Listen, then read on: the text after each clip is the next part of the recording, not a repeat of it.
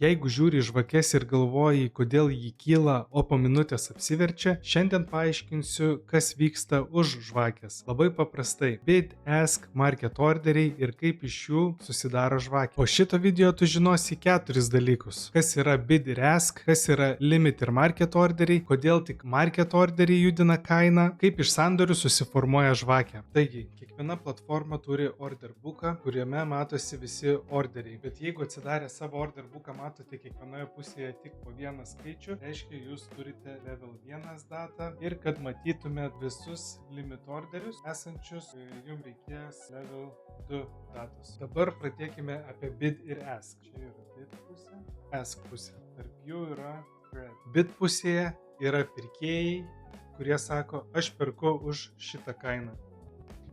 Ask pusėje yra pardavėjai, kurie sako, aš parduodu šitą kainą. Tarp jų yra spreadas, skirtumas tarp geriausio pirkimo ir geriausio pardavimo. Bid pusė yra pirkėjai, buy, limit orderiai, o ask yra pardavėjai, sell.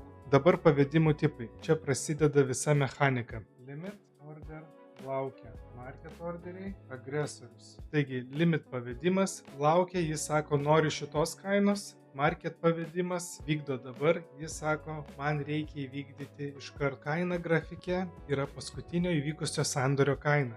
Ir sandoris įvyksta tik tada, kai market orderis susitinka su laukiančiu limit orderiu. Taigi, be sandorio nėra naujos kainos. Dabar parodysiu, kaip realiai kyla kaina. Čia turim sell limit orderius, kurie laukia, kad kas nors juos nupirktų. Ir ateina agresorius, kuris nuperka, sakykime, 85 kontraktus market order. Tai gaunasi, kad jis nuperka visus šitos orderius ir, sakykime, jeigu turėsime čia prasidedančią žvakę, žvakė pradeda kilti.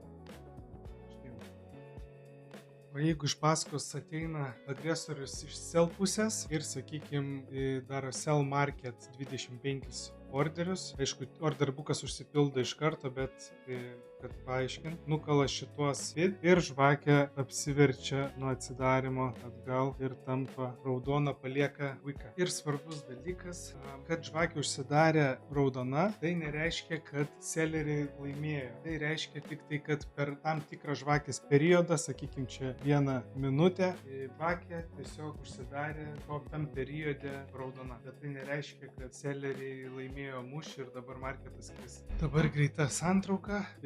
Ask, tai yra limit orderiai, kurie laukia būti nupirkti. Nepamirškit, kad limit orderius gali visada išimti, nuimti bet kuriuo metu. Tada turim market orderius, vykdo dabar agresorius, kuris judina marketą. Ir žvakė, sandorių suvestinė. Jei šitos 3 dalykus supranti, tu jau pradedi matyti, kas vyksta už grafikų. Gerai, šiandien supratome, kas formuoja žvakę, bid, ask ir market orderiai, kurie sudaro sandorį. Kitame video darysime įvadą į footprintą, aš jį vadinu žvakės rentgenu, nes vien žvakė rodo rezultatą, o footprintas parodo, kas įvyko toje žvakėje, kiek buvo pirkėjų per ask ir kiek buvo pardavėjų per bid.